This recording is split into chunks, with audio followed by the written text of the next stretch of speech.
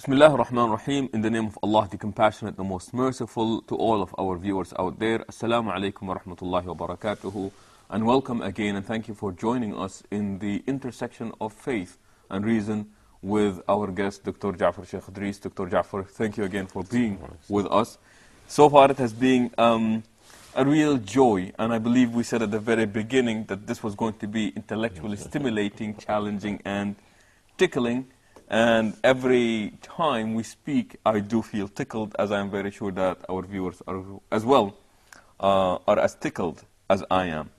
Last time we spoke about the different arguments, the argument from design, and we ended up going back to the statement of Ibn Rushd, that the argument for the design speaks more of the attributes of the Creator. And we said that there are two sources for knowing about this Creator, the creation and revelation. Yes. And the Quran, I believe, speaks about both about both of them. No. So in the part of creation, it was in the ayat, and I believe the verses that you quoted from Surah number 78, 6 through 16. And now we have got, what does Revelation say about the Creator? Yes. Revelation, there are many arguments also related to Revelation. But I think the most important argument is that this book, which is revealed to the Prophet, and I say this applies to all previous books, but unfortunately we don't have those books now. But at least in their original form when they were sent. Yes. The book itself is a proof that it could not have been except from the Creator. And there are many arguments for this. But one of the arguments, which is, I'm choosing it because it's very clear, it is clearly very rational argument. It says, وَلَوْ كَانَ مِنْ عِنْدِ غَيْرِ اللَّهِ لَوَجَدُوا فِيهِ اخْتِلَافًا كَثِيرًا. Had this book been from someone other than God, they would have found many discrepancies or contradictions also therein. So the Quran now is saying that there are no contradictions in this book, and therefore it must be, because if it were written by a human being, he would have contradicted himself. And I thought about this, and I have come up with some elaboration of this. When does the probability of contradicting oneself increase? It increases by the amount of time you spend in. If you speak for 5 minutes, you can be very careful. If you speak for an hour, chances are more that you would be contradicting yourself. If you say something today and tomorrow, and you speak every day like we have been speaking, say, for a week or so, and you are expressing your views, not like what we are doing here. You are not expressing our views, you are explaining something which is already there. Then the probability of your contradicting yourself increases. The Quran was revealed in the course of 23 years, and it was revealed in installments. A few verses today, a few verses after 7 days or a month, a few days after so on. And in spite of this, there is no contradiction. I said that imagine someone writing a column in a newspaper. He writes a column every week. And then after 2 years or so, he looks into what he wrote. I think he would laugh at himself. He would say, in January 1970, I said this. But in February 1972, I said this. So the probability of contradicting oneself increases. This is because a human being is not perfect. A human being forgets. And also, his knowledge increases or decreases. That's why he is liable to contradict himself. It also, the probability of contradicting oneself increases also with the amount of what one says. if you write a book, write an article of, say, 5 pages, the probability is less than if you write a book 500 pages. Sure, it's controllable. Yes. 5 pages. So the Quran is a big size. And in spite of this, there are no concerns.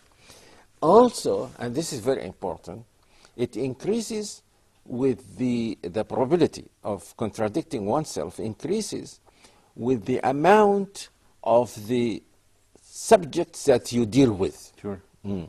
If you are a physicist and you are, this is your specialization, and you write about physics only, the probability will be less than if you become like some philosophers who talk about physics, about religion, about economics, then the probability of contradicting oneself increases.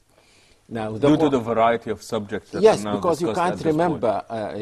You might say something in economics that contradicts something, as we will give some examples, inshallah, that contradicts something that you say in politics. Sure. Now, the Quran speaks about the Creator and his attributes and so on.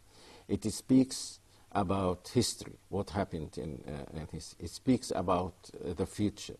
It speaks about social organization, economic, social, political, and so on. It speaks about moral behavior. So it speaks about psychology. And in spite of this, there are no contradictions.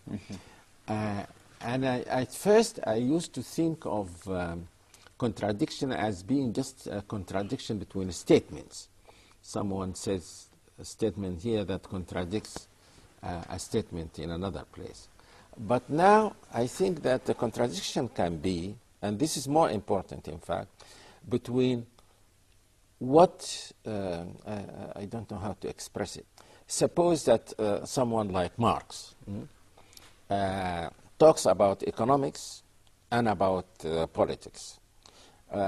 His aim, it is said, that was to make people free. He thought that capitalism was the cause of enslaving people. So he wanted people to be free. But his political system became the worst dictatorship. So what he said in politics contradicted what he said in economics. Yes, it did not contradict it in the sense that it went against his aim. Some people now say that the same applies to democracy and capitalism. Where democracy is a political system and capitalism is economic system. Now, democracy says, for example, that everyone has the right to be a president, say, of the United States. All people are equal as far as this is concerned. But then capitalism gives this opportunity, only links this opportunity with wealth.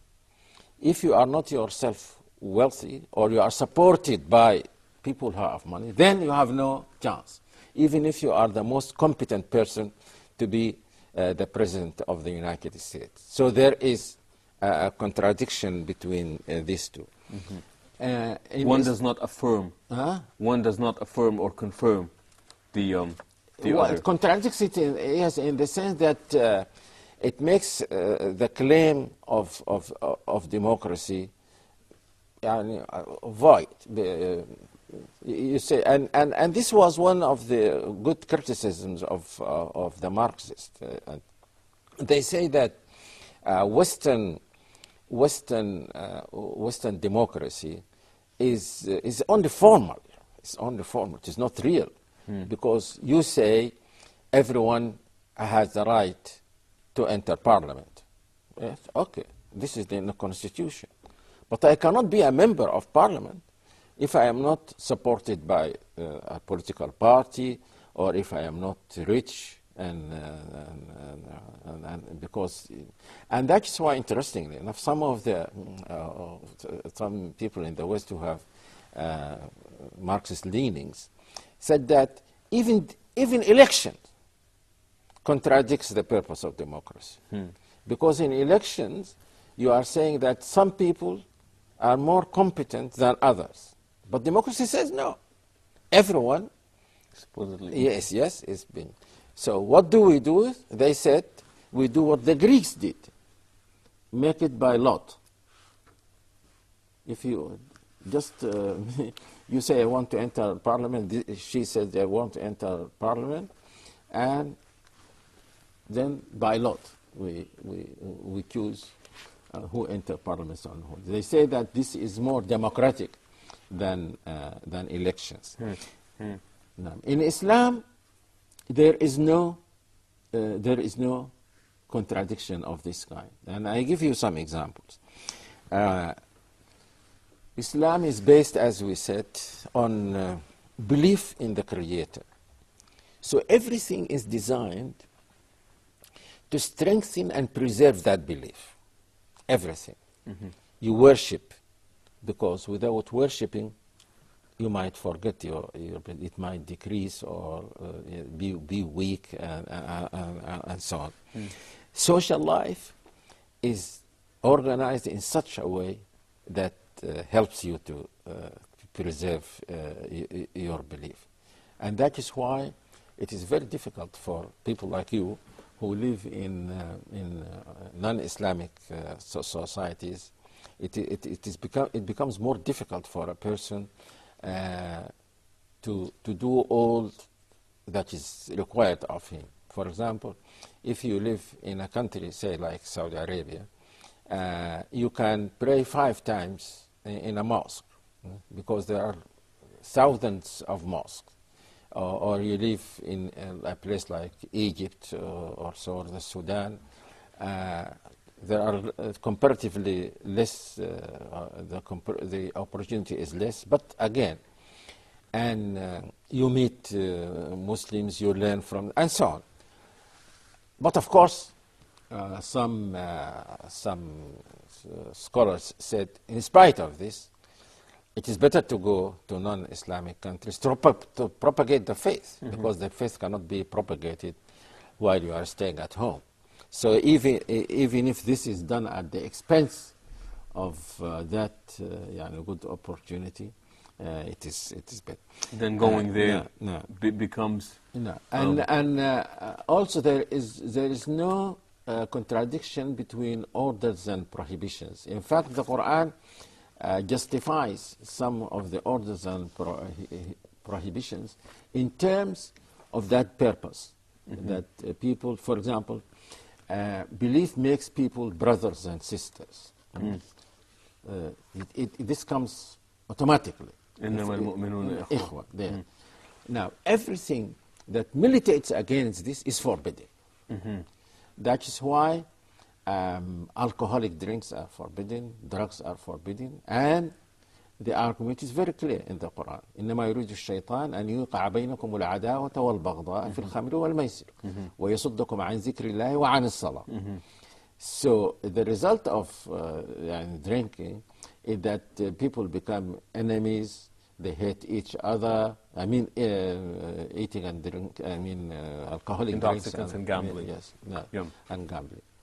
So there is no contradiction. And another example that I usually make. Before you go on with that example, you're saying that there is this harmony between the principles proclaimed and then the prohibitions or the obligations that go along with it.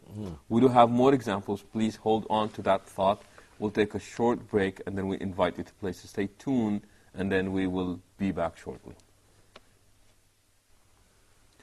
Assalamu alaikum wa rahmatullahi wa barakatuh. Again, thank you for welcoming us. We're back here in the intersection of faith and reason with our Sheikh and guest here, Dr. Jafar Sheikh Idrees. Sheikh, we were talking earlier about the rational argument for the credibility of revelation, and you chose one of them, a Quranic verse, وَلَوْ كَانَ مِنْ عِنْدِ غَيْرِ اللَّهِ لَوَجَدُوا فِيهِ اخْتِلَافًا كَثِيرًا.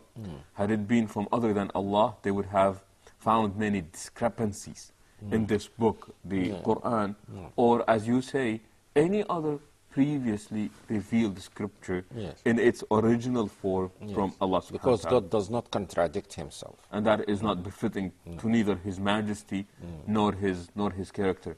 And you are giving us an example about how in other forms maybe the principles proclaimed do not necessarily, they're not congruent, or they don't go in parallel with all the teachings, unlike the teachings of the Quran. And you gave the example of brotherhood and then what is prohibited as a result to keep this harmony between people. Yes. And you were about to give us some more examples. Yeah, more examples are, again, of brotherhood. For example, if people are brothers, then their ruler is their brother. So he cannot be a dictator.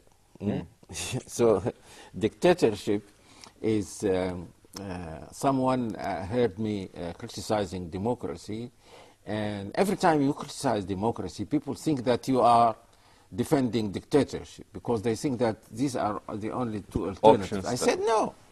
If I say I'm against the majority of the people legislating for me, of course I will say I'm against just one individual legislating for me. Sure. And some philosophers and also Muslim theologians said, if you follow someone consistently, if you obey them, then you are taking him as a god, even if you don't call him God.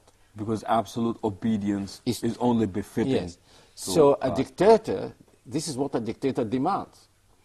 So he will not be your brother, he will be your master or your God. Also, say the example of zakat and interest or usury. Zakat meaning the charitable alms that Muslims Yes. Zakat takes from the wealthy and gives to the poor. But usury is from the poor to the rich, or from the less rich to the poor. So God could not have allowed usury, because this would have been against the principle of zakat. There would have been contradiction.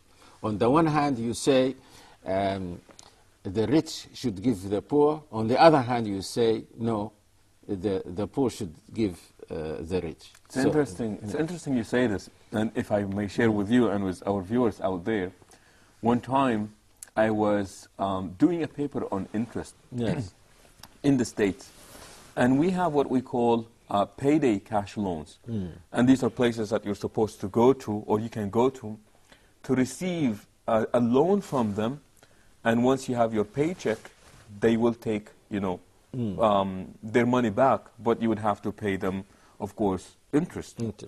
And I was surprised to see the amount of interest that they charge. On a credit card, for example, they charge about 17.99 APR, annual percentage rate. When I went there, they charged 466.88%. And I remember the number vividly, and I said, but why do people come to you?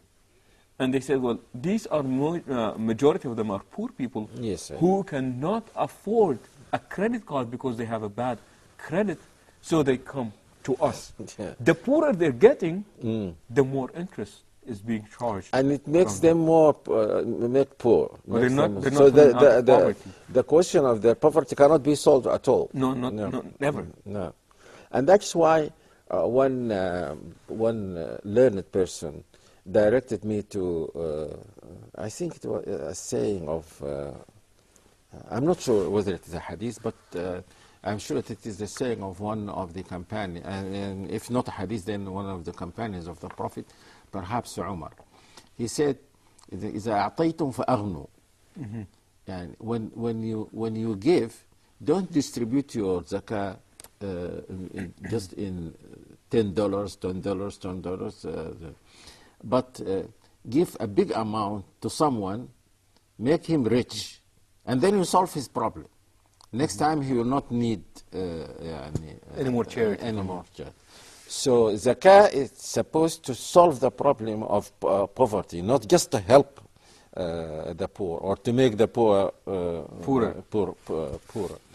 In fact, one American writer I forgot the name of his book, but he said something, and he's not a Muslim. He doesn't know perhaps anything about Islam.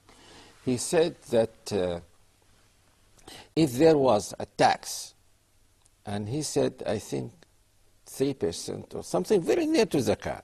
Either he said 3%, perhaps he said 3%, on the capital of the rich people in the United States.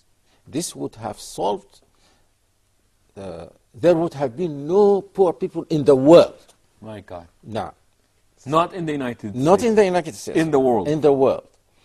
Just 3% of, say, annual, of course, of someone like Bill Gates, or someone second to Bill Gates in the same company. I think they say that his income is like that of the of Kuwait. Just imagine the income of just one person. So if you take zakah from that person annually, it solves the problem of thousands. And to be honest, Bill Gates is being very charitable lately. Yes.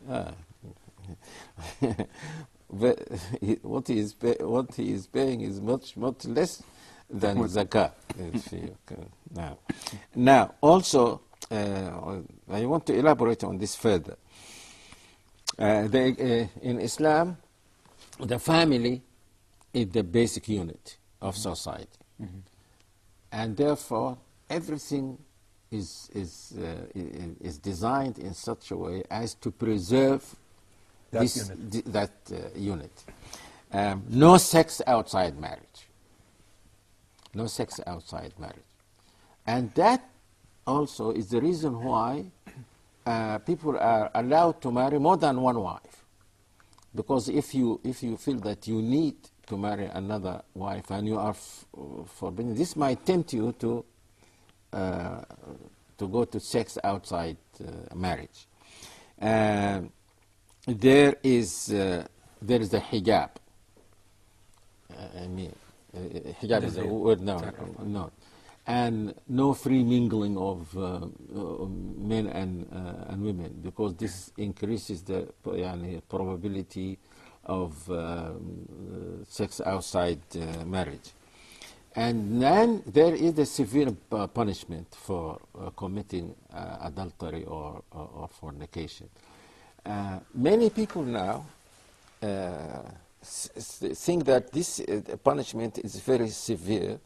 Of course, if you allow women to dress like what they are dressing now, want to mingle with men, and you see many people committing fornication or adultery and so on, of course you will be against whipping them or stoning them, because you will be stoning 1/4 of the society or half the society, and no one will accept this. So you have to take the religion as a whole. You don't. If you take part of the religion, then it becomes inconsistent. If you replace one part with another, then it becomes inconsistent. So that's why it is wrong to say or to claim that religion can change with a change in time or to change in place, because it is very consistent. If it is consistent as it is, then if you make any change in it, it will not be consistent. If you're just joining us, we are talking about this harmony in all the teachings of Islam, particularly the obligations and the prohibitions in the Quran, with our guest here, Dr. Jafar Sheikh Idrees. Sheikh, does this apply to all things within the Quran? You gave us the example of brotherhood. Is this consistency all over the place? All over the place. The main relationship with Muslims, people who worship God. I don't want people to think that Muslims are only the people who follow Prophet Muhammad sallallahu alaihi wasallam. People who followed Jesus were Muslims. People who followed Moses were Muslims. But it is a rule in the Quran that if you follow one prophet, if you believe in one prophet, you should believe in all prophets. There is no reason for you to pick and choose. And also, if you were a follower of one prophet, then another prophet comes after him, then you must follow that prophet.